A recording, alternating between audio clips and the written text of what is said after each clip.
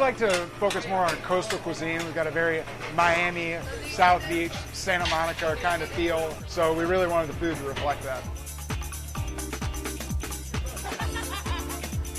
Depending on what you're looking for, it's a great date place. It's a wonderful place if you're a group of girls coming in, sharing appetizers, sharing dinner, hanging out, and then having cocktails all throughout the evening. Our owner, Jimmy, has done a great job with making a beautiful restaurant. The patio sells the place on its own.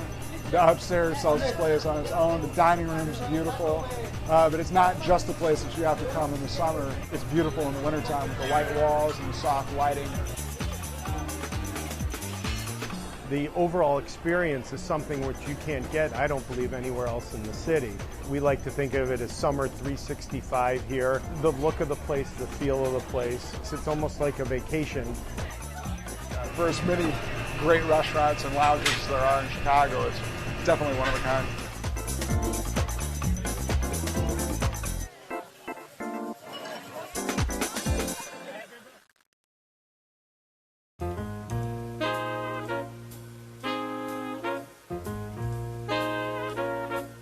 So, Ginger, you say going to Chaise Lounge is like taking a vacation to South Beach. Tell us why you chose it. Yeah, obviously in the summer, it's a beautiful place to go, just the decor alone. And then I think most people, including myself, go there and they're thinking, I just want to drink and just to have a cocktail, and that's what most people see it as.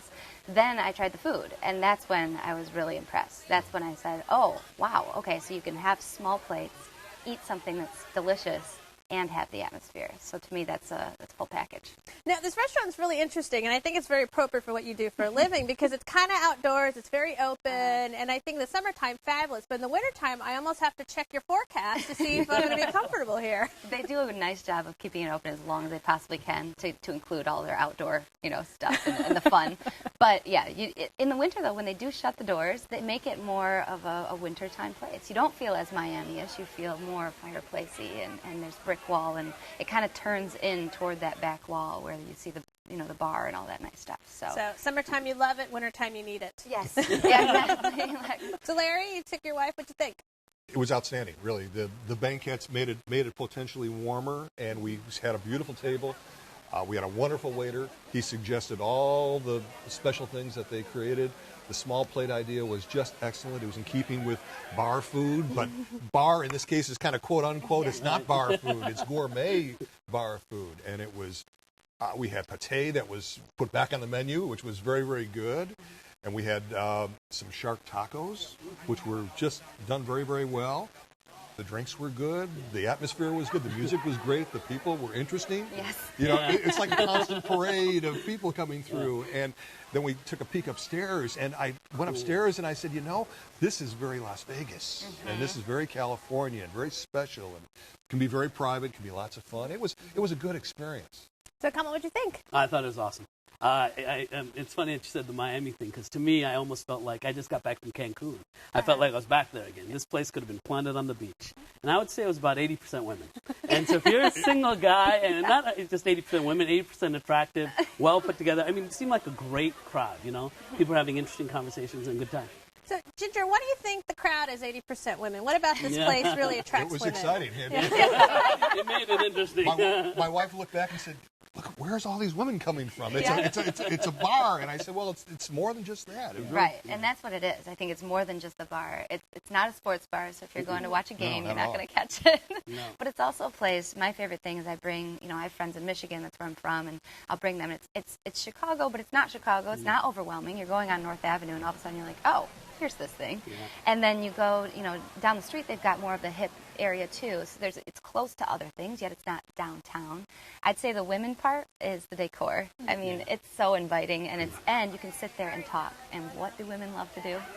We like to talk. And it lets you do that. What do you like to order when you go there? I love all the small plates. Women like to share. Yeah, we like to share. We're very, we want to get tastes of everything. And honestly, I swear it's kind of like a mind game with your diet. Like, well, I only had a little bit here. Nice.